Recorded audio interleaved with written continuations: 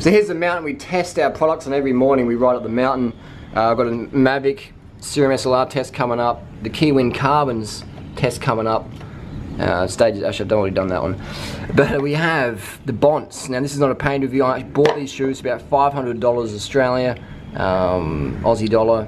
They've been great. I fucking love them. Someone said they're fake. They're fake Bonts. Well, maybe. I'm not sure. The reason why I did a video recently about it, I'll show you why people said they were fake. One big reason is that there's no sizing on the shoe. You know what size you got. Also, the grid is mega off. I'm not sure if you can sort of see that. Here, if you look at that line, it's a lot closer to the edge, lateral. Here it's more over. So if you can't really use the grid pattern on the Bonts as a reliable indicator. Unless, I mean, this could be a fake pair, I don't know. It could be a seconds, I'm not sure. Either way, I paid premium dollar for it, so you can sort of see that's a lot smaller, this edge here where my finger is, versus over here. So there we go, that's one thing someone pointed out. And another thing, the inner soles. The inner soles are different materials. But they're fucking, if they're a fake shoe, they're good. They're very stiff, and it took me a few days to get used to them. I've been running midfoot shoes for the last 5 years. I've been running 100% custom shoes for the last 10 years, but my shoemaker is no longer making shoes.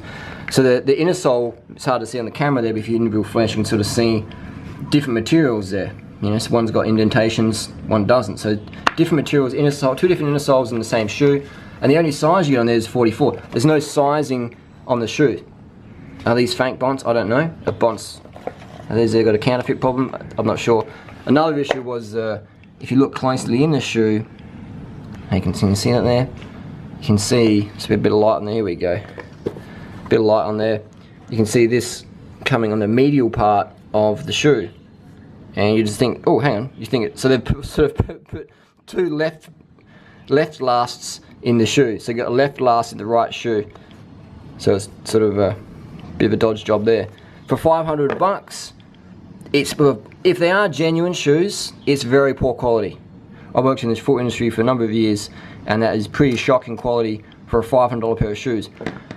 But they still ride fucking awesome. They still ride awesome, even if they don't really the wrong sizes or whatever. And the sole's handling up pretty well. There's a little bit of dog shit on there, a little bit of mango. These are real world reviews. This is not a paid review like cycling tips. This is a bit of rice there maybe. This is a real world review. If I ever do paid reviews, I'll definitely make it transparent in some of the videos. I bought these shoes. I've used them for about 10 days, and I went swimming in them. Done a lot with them. Set a PR up Deutsche top 11th fastest time.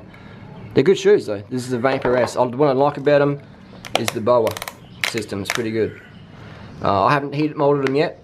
They seem like they'd be easy to clean when I eventually clean them, but I wanted to give them a durability test. So performance, I'll give them a 5 out of 5, except for these little bolts down here. I don't know if you can see this. You can see that there, the bolts stick out of the shoe. See that? The bolts stick out of the shoe. Now, I was told that genuine Bont shoes come with bolts, mine didn't. So I have to source some genuine bolts there. So they sort of stick through the shoe and sort of give your foot a bit of a acupuncture there. There we go, you can zoom in there. So you can see that. So I think the design is probably a bit average.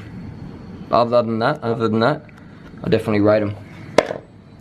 So that's my little review there, the Bont Vapors. 5 out of 5 for performance, 1 out of 5 for build quality, durability. I can't see where these shoes would go wrong. I might probably crack the soles from wear and tear over time, but I think the stitching you can glue it back on. If anything peels off, you can just glue it back on. The boa system, if it fails, I think you can get spare parts for this.